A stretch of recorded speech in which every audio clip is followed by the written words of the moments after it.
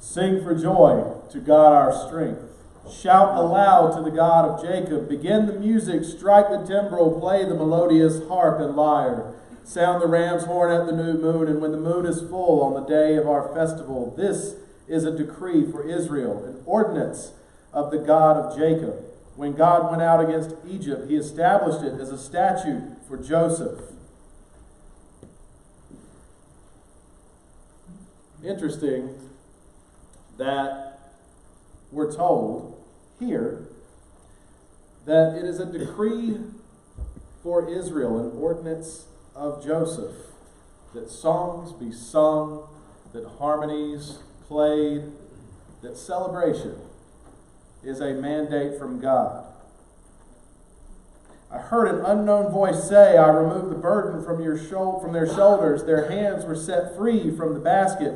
In your distress you called and I rescued you. I answered you out of a thundercloud.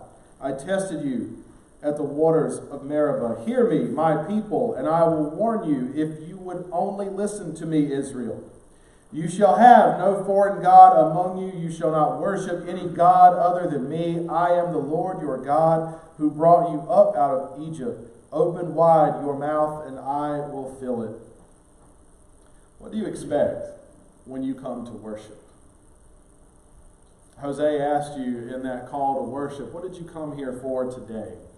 What was your motivation when you arrived here at this place? Did you come here with a desire to connect with friends, perhaps to enjoy that time of fellowship, to talk about the events of this past week, perhaps what's coming up? Did you come here because somehow, without Sunday morning worship, you just don't feel like the week gets started off right, and so you come here longing to be renewed for the activities of the week ahead? Did you come here today hoping that, well, maybe the pastor won't be boring and he'll channel a little bit of that energy from last time, and then we'll get at least some measure of entertainment from the enthusiasm and the energy? Did you come here because you thought to yourself, I want to hear just good, uplifting music. I want something, some song that's just going to stir the heart and the soul. When we gather here in this space together, surely these are just some of the many and varied expectations that you bring with you.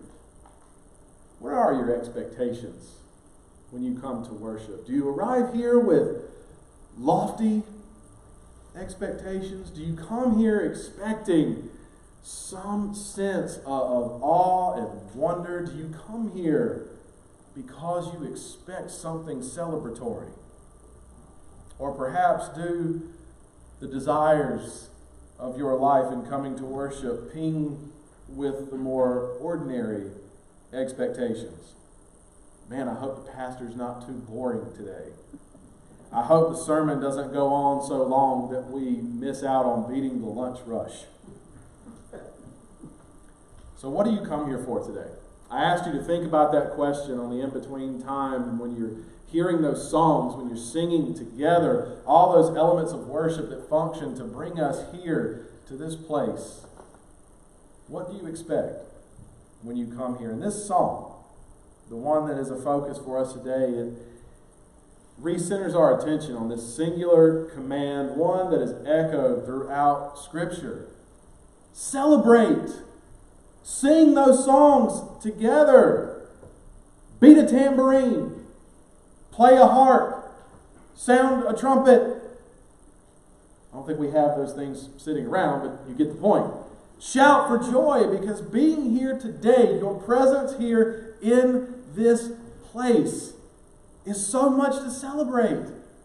You should come here expecting there to be excitement, celebration in your life, because think of the things in your life that are worth celebrating. What are the things that we consider to be worth celebrating?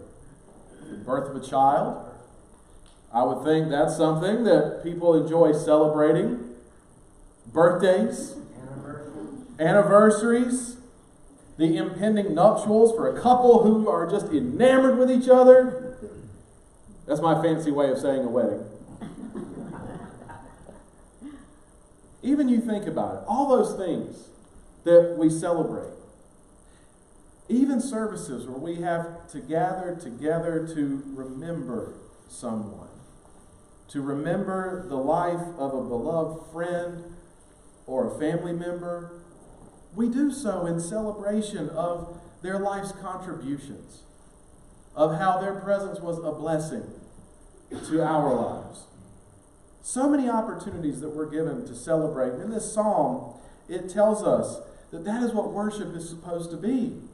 It is a celebratory moment. It's a defining attribute of a covenant community of people who come together to sing praises, to unite their voices in praising God, to rejoice together in the presence of the Spirit, that when we are here in this place, when we worship together, we become a living, breathing testimony to the work of God, not just in our lives, but in the world around us. We become testimony to the redeeming work in the lives of the faithful. Our purpose in being here today, it's not just to feel happy, to be refreshed. If you really look at what this has to say, it is a command. It is a statute shared by the earliest believers that we are given an ordinance to celebrate, to worship.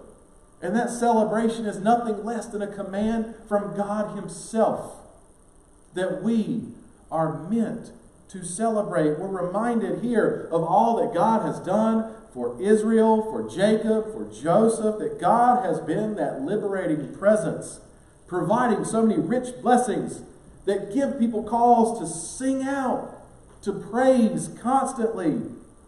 Our being here is an extension of all of those wonderful things that are happening in our lives. And we come here as an opportunity to celebrate and return thanks. So why are you here?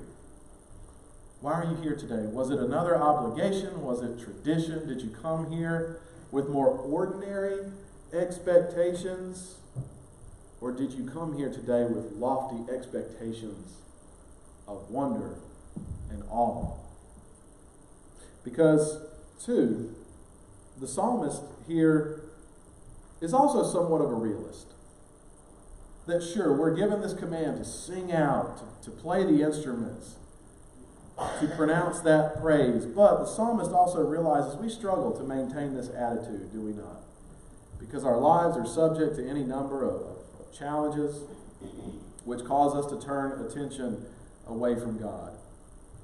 Or else, as the psalmist puts it, we can convince ourselves that that sense of fulfillment, those things we're celebrating, function almost as if they're substitutes. Almost as if they could bring that same measure of satisfaction and fulfillment that only God supplies. And we're told that the people of God aren't immune to those types of temptations, the temptations of idolatry that tell us, well, worship is just an option. Worship is something you can do if you have the time for it.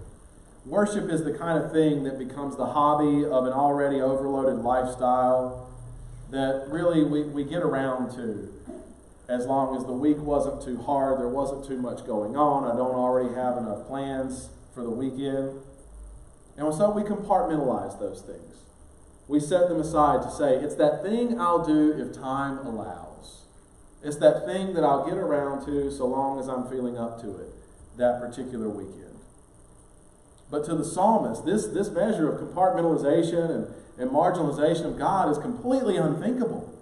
That when you survey all that God has done throughout history, all that God is doing in the lives of believers, worship doesn't become just an option.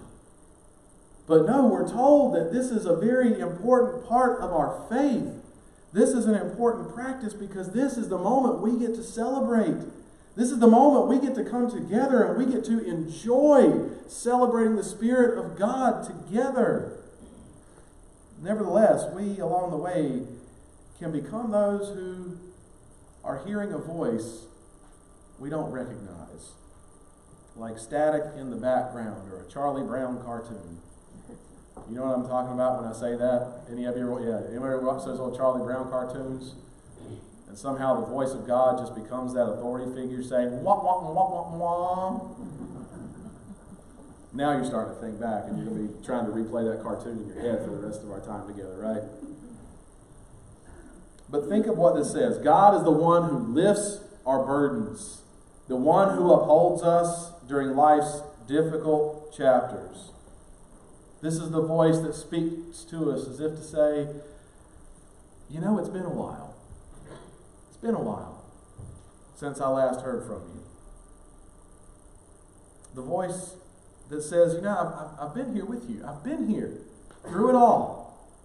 The good times, the bad, I've been with you during the hardships. Even if you didn't realize it, I've been with you through it all. And yet, your voice, the one that now comes pleading for intercession, sounds a little unfamiliar.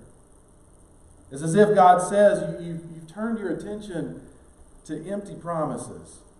You've turned your attention to things that offer you satisfaction, that promise to you a measure of fulfillment.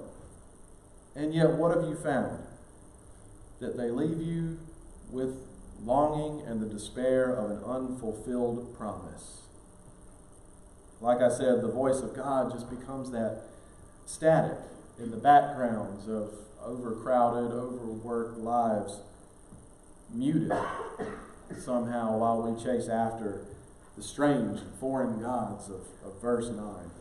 It reminds us we're complicit in opting for more user-friendly, individualized alternatives to the true and living God. And so with this psalm, we're told, hear. More importantly than hearing, listen. Listen to this voice. Give your complete and total attention because the presence of God is here. The presence of God is with us. The Spirit surrounds us in this moment. This is the prescription for our collective ailment in recovering our knowledge of a voice that has grown unfamiliar. One that we hear, but are we really listening? In coming here today, I'm sure we bring with us any number of expectations. We want an upbeat, time-conscious sermon.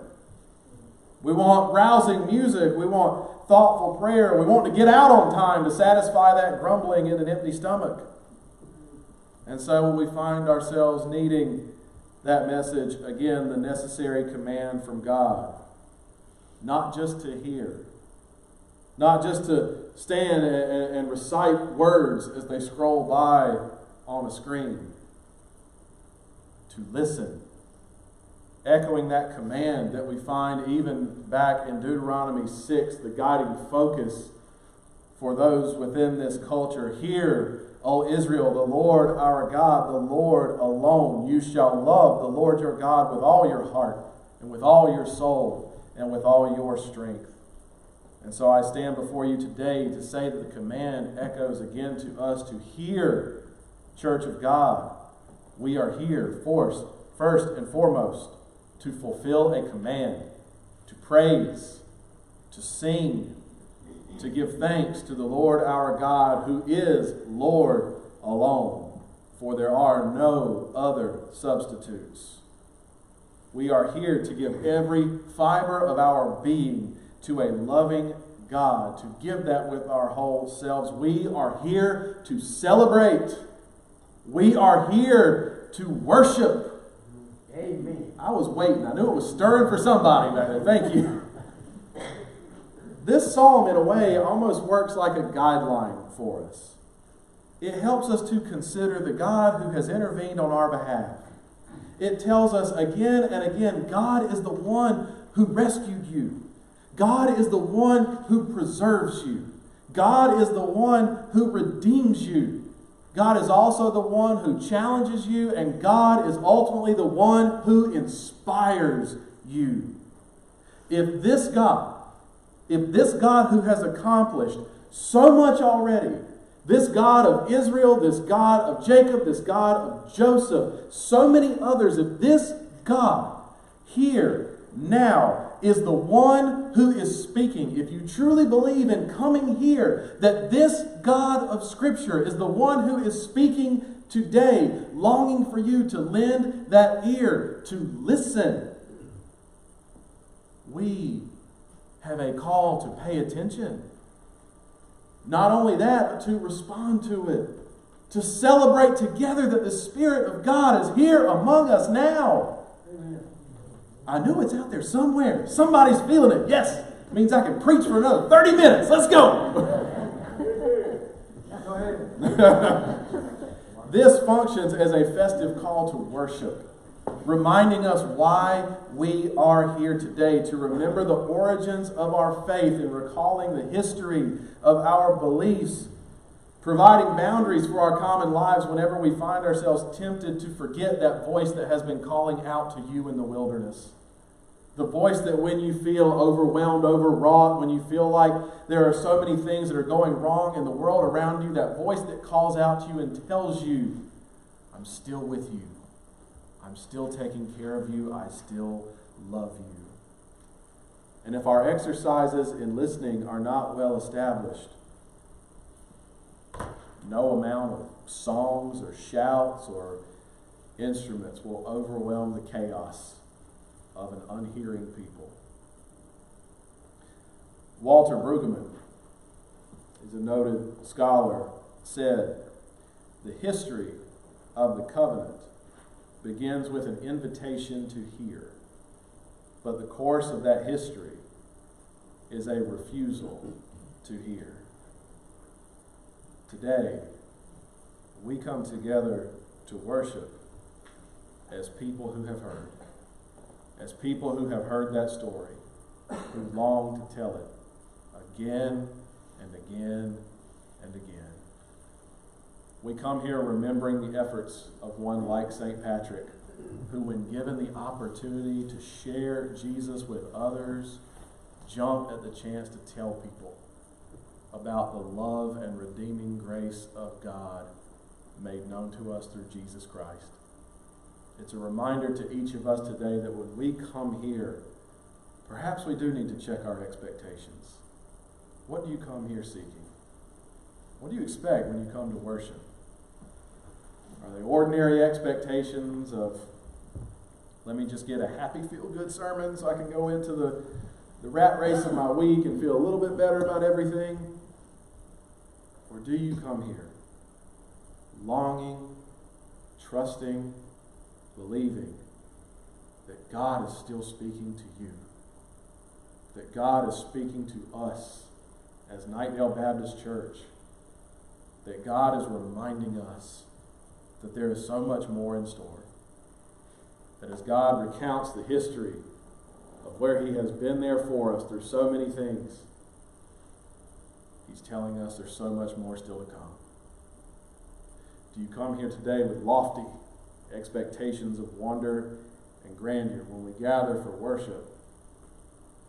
What do you expect? What do you expect when you walk into this place? Do you come here to be entertained, amused, pacified, or do we gather in this place hoping in some way that throughout our time together we will hear from the one who invites us to listen? Because if God is speaking, we have reason to celebrate. Amen. We have reason to celebrate that God is still, always, now and forever with us. Many of you know that I'm a big fan of stand-up comedy. And I like to look for little ways to work in my hobbies and my quirks and personal interests, and I couldn't help but think, when I read this scripture and it talks about singing songs and playing tambourines, of a recent stand-up I watched by Chris Rock. And if you've been here long enough, you know that that is not an unfamiliar name for me to drop in a sermon, as weird as it may seem. But he talked about watching all those bands, and was anybody here ever like a Motown fan? It's okay, yeah. My mom used to listen to that stuff all the time when I was in the car. Anybody ever a fan of a band that had a tambourine? Ronnie's willing to admit it, even if nobody else is. How many of you want a boring tambourine player? He said when you look up on that stage, if somebody's job is to play that tambourine, you don't want somebody standing there playing that tambourine like this, as if it's the most boring thing they could ever do. You don't want somebody who just... That's right. These guys on the front row got it. He said if you got to play that tambourine, you got to play it off your hip. You want to see somebody who is happy to play that tambourine. So today I ask you, when you come here to worship, and the command from God is to sing, to shout praise, to shout for joy, to play that tambourine that hard. Are you that person who just sits there and plays that tambourine like this? Or do you feel that excitement and that joy that makes you play it off the hip? Now I get, you may be thinking, what a crude invitation. Nevertheless, it still stands. Are you here today because you are excited for what God is doing, not just in your lives, but in the life of your church? Do you come here expecting that God is still and can do great and wonderful things? Because if so, if God is speaking to us now, it is a reason for us to celebrate, to sing together, that the victory has indeed been won, that we will continue telling that story every single day to everybody we encounter, because we want people to know the love of Jesus. We want people to know what it means to live with that love and that mercy and that grace, that we want people to experience that excitement and that joy for themselves. My hope is that you're here today and you feel that. That you feel that when you come here, that you feel that every single day when you walk out of this place, that you have that overwhelming sense of joy and celebration in your lives for what Jesus has done for you. And if you sit here today and you are not a professed believer, my hope is that you would find it, that you would know that amidst the static and noise of your lives, God is speaking, is giving you that invitation. And you may hear it, but are you listening? Are you listening for the invitation? Because it is there. The one that says, come and follow me. As we sing today, we unite our voices to celebrate that the victory has been won, that we come here today in a state of worship and celebration. So I invite you to take your hymnals. Please stand as we sing number 426, Victory in Jesus.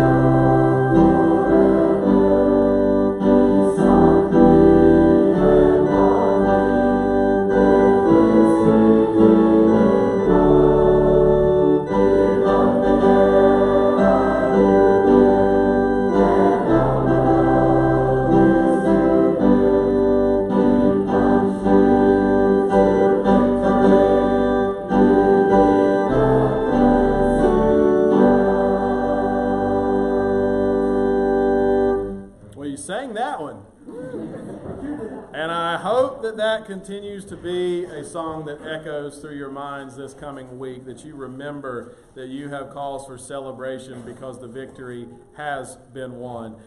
Just so you know, I ran that whole Chris Rock thing by a colleague of mine. I bounced the idea off of him, and he was like, "Do it!" So yeah, now I got to go tell John that I did it today. We'll buy you a tambourine. Yeah. Which, yeah, remember that. No one likes a boring tambourine player. So a few reminders. The Annie Armstrong Easter offering, if you would like to contribute to that, we are collecting that through the month of March. Cemetery committee meeting tomorrow. Spring Bazaar meeting tomorrow. All sorts of meetings that are going on this week. I'm just going to tell you, if you're on any of those committees, please make note if you have one coming up. You have the insert for Easter flowers in your bulletin today. The family camp it's not a camp out, it is a camp in. Friday night, 7 o'clock? Yep. 7 o'clock over in the Family Life Center. Bring your supplies, tents, air mattresses, unless you want to sleep on a hard floor. And there'll be all sorts of activities and things going on. You're welcome to come out and be part of that. And then Saturday, make sure I got all my dates right. Saturday, I believe, is the family film back again. We'll try it one more time, but we're not going to be able to do it downstairs. We have to find a better place. So okay. We'll send out a phone change. Gotcha. So family camp in Friday night, family film series Saturday night.